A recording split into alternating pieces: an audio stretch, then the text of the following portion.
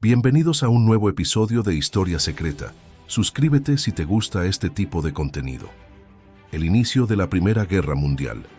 En 1914, el mundo no entró en guerra por un disparo. El disparo fue solo el final. Durante décadas, Europa había vivido una ilusión de estabilidad. Trenes cruzaban continentes, fábricas iluminaban ciudades, los imperios parecían eternos. Pero bajo esa superficie moderna, el continente estaba cargado de tensiones invisibles, miedo, orgullo, rivalidad, odio acumulado. Cada potencia se preparaba para una guerra que decía no querer. Cada decisión acercaba un poco más el desastre. Cuando llegó 1914, Europa no explotó, colapsó. Este episodio no trata del atentado de Sarajevo, trata del mundo que lo hizo inevitable. Europa, el centro del mundo. A comienzos del siglo XX, Europa dominaba el planeta. Sus imperios controlaban continentes enteros. Sus ejércitos eran los más modernos. Su tecnología parecía imparable. Nunca antes la humanidad había concentrado tanto poder en tan poco espacio. Pero ese poder no traía seguridad, traía miedo, porque cada imperio sabía que su grandeza dependía de no quedarse atrás. Gran Bretaña, el imperio del mar. Gran Bretaña gobernaba los océanos. Su imperio se extendía por África, Asia y Oceanía. Durante décadas había mantenido el equilibrio europeo sin involucrarse demasiado. Pero algo estaba cambiando. Alemania estaba construyendo una flota moderna. Por primera vez, alguien desafiaba su dominio naval. Para Londres aquello no era una provocación, era una amenaza existencial. Gran Bretaña no buscaba la guerra. Buscaba mantener su supremacía, pero en Europa, mantener el poder siempre implicaba prepararse para perderlo. Francia, la herida que no cerró.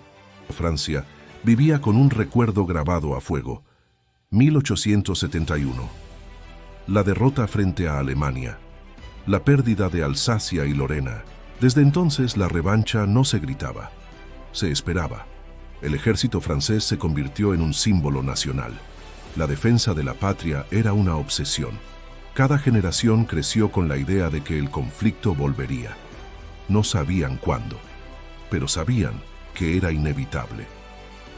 Alemania, el imperio joven y hambriento.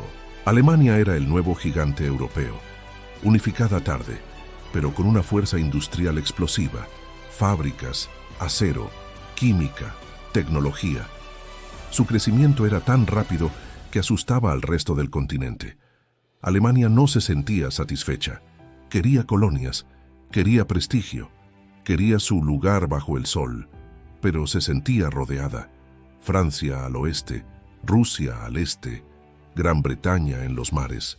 Ese sentimiento de cerco alimentó una mentalidad peligrosa. Si la guerra era inevitable, mejor librarla cuanto antes. Rusia, el gigante frágil. Rusia era inmensa, pero también atrasada. Millones de campesinos vivían en pobreza extrema. El régimen zarista reprimía cualquier disidencia. Las derrotas militares habían expuesto su debilidad. Para compensar, Rusia miró hacia los Balcanes. Allí se presentaba como protectora de los pueblos eslavos. No era solo política exterior, era supervivencia interna. Un imperio que no avanzaba, se desmoronaba. Austria-Hungría, el imperio que se deshacía. Austria-Hungría era un imperio viejo, demasiado diverso, demasiado frágil. Austriacos, húngaros, checos, croatas, serbios, todos bajo una misma corona. El nacionalismo lo corroía desde dentro. Cualquier movimiento separatista era una amenaza mortal. Y Serbia representaba exactamente eso. Para Viena, permitir el nacionalismo serbio era aceptar su propio final. Las alianzas que atraparon al mundo. Para protegerse, Europa se dividió en bloques. Alianzas defensivas, tratados secretos, promesas de ayuda automática. La lógica era simple. Si somos más fuertes juntos, nadie atacará. Pero el resultado fue el contrario. Cada alianza eliminó la posibilidad de frenar una crisis.